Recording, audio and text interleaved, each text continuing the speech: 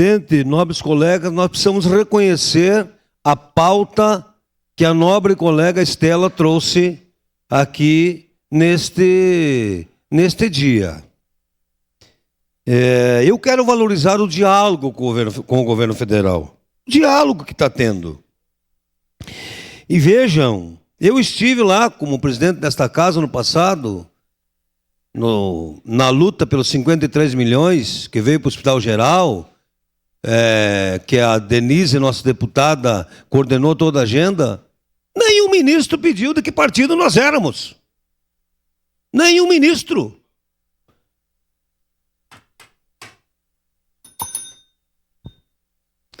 Então, quando a gente fala em 21 médicos, quando a gente fala em 440 casas novas, lá perto do Rota Nova, quando nós falamos da Universidade Federal, que também estivemos dia 26 numa comitiva, ninguém pediu de que partido nós éramos. Então, eu gostaria que alguém que tem memória boa me citasse uma obra de 2018 ou 2022 para a Serra Gaúcha do governo anterior. Não, mas citem.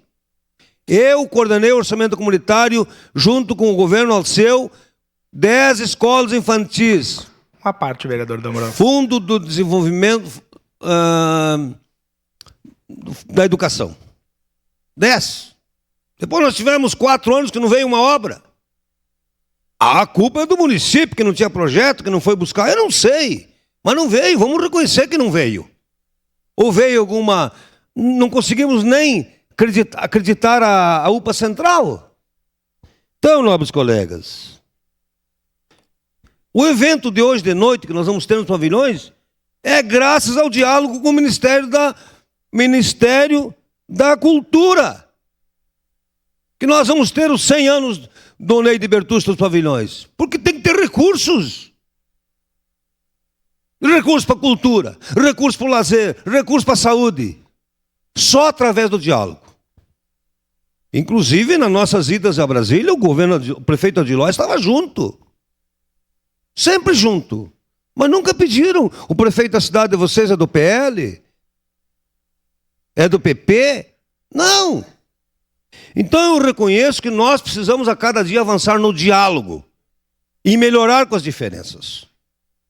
Quem achar que sabe tudo, que fulano não sei o quê, que não sei... Isso não vai a lugar nenhum.